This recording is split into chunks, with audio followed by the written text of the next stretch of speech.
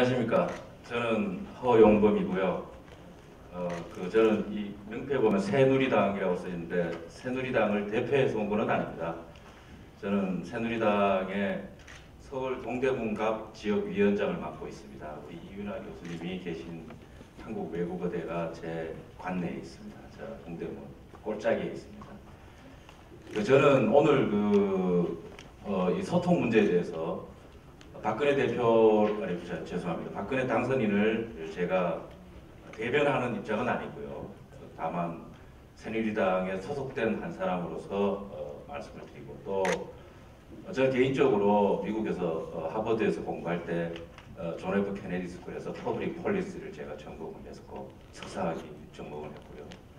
또 신문사 기자 시절에 워싱턴 특파원을 했기 때문에 이런 문제에 대해서는 조금 경험이 있습니다. 그래서 한 5분간에 걸쳐서 우리 조삼석 교수님의 발제를 중심으로 해서 제 의견을 몇 마디 드리겠습니다. 우선 오늘 소통이라는 주제에 대해서는 부연 설명을 하지 않겠습니다. 그것이 우리 민주주의 사회의 작동 원리, 가장 핵심적인 작동 원리라는 것에 대해서는 굳이 부연을 하지 않겠습니다. 그러나 국민 대통합이라는 주제에 대해서는 우리 박근혜 당선인이 내세우는 것과 별개로 저는 정치인의 한 사람으로서 약간의 거부감을 갖고 있는 단어입니다. 왜냐하면은 국민 대통합이 자칫 우리가 오해를 하기 쉬운 것 중에 하나가 예컨대 다양한 이견이 존재하는 집단과 사회 속에서 그 이견이 과연 하나로 통일되는 게 옳은가 그른가에 대해서도 우리가 민주주의 사회에서는 분명히 생각을 해봐야 할 문제고, 국민 대통합이라는 것이 자칫 어떤 옛날 나치나 전체주의 사회에 국민 선동으로 비화되거나 또 공산주의 체제, 우리 북한 같은 공산주의 체제에서 국민 세뇌적 작용으로 이어져서는 곤란하다고 생각합니다.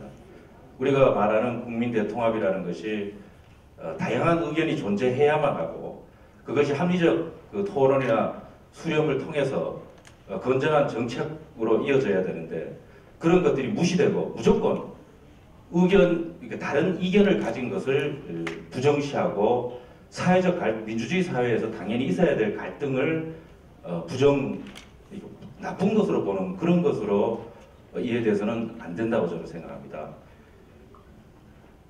우리가 이제 흔히 말하지 않습니까? 이 모자이크는 각 색깔이 가장 선명할 때 가장 아름답고, 무지개도 7색깔이 있으니까 아름다운 것처럼 민주주의 사회에서 위하여, 화합하자, 통합하자 이런 말 하나로 국민들의 반대 의견을 묵살하거나 그것을 나쁜 것이나 부정해서는 안 된다고 봅니다. 이것은 우리 어느 정부는 어느 사회든 국민 대통합을 이끌어가는 데서 정치의 기본 원리로서 생각하고 해야 된다고 봅니다. 제 경험에 비춰보면 우리나라의 국민 소통과 국민 통합 문제는 우리 조삼석 교수님께서 발제하신 대로 정말 최악의 상황에 와 있는 것은 사실인 것 같습니다. 조삼석 교수님께서 발제할 때 사회적 신뢰가 가장 중요하다고 말씀하셨지 않습니까?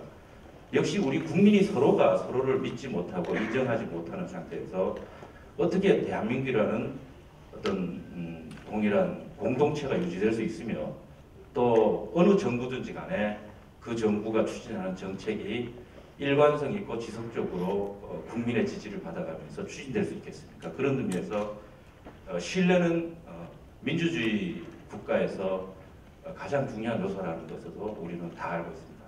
그런 의미에서 제가 주제 넘은 얘기입니다. 미국에서 공부하고 또 특파원 생활을 하면서 느꼈던 가장 강렬한 인상 몇 가지만 말씀드리겠습니다. 우리나라의 저는 소통 문제, 특히 소통 문제를 해결하는 데 있어서 역시 소통과 국민 통합이라는 것은 같은 말이라고 볼 수도 있는데, 소통을 잘해야 국민이 통합되고 그러지 않습니까? 그런데 가장 큰 문제가 저는 국민의 대표기관인 국회가 제 기능을 못하는 것도 큰 문제라고 생각합니다. 예컨대 대한민국 국회가 선출된 그 권력자들이 자기들 호화호식하고 출세하라고 만들어 놓은 기관은 분명히 아닐 텐데 지금 제 눈에는 우리 또 대부분의 많은 사람들 눈에는 선출될 과정에서만 국민의 대표자지 대표가 선출되고 나면 4년 동안 국민과는 유리된 채 자기들이 호화롭게 사는 그런 아주 대표적인 특권 집단이 아닌가 생각이 듭니다. 그런 특권 집단 안에서 어떻게 국민의 여론이 그 다양한 갈등이 수렴돼서 정책적 어젠다로 성립될 수 있는지 저는 우리나라 국회의 기능을 제대로 바로 세우는 것이 국민 소통과 국민 통합의 첫걸음이 아닌가 이렇게 믿고 있습니다.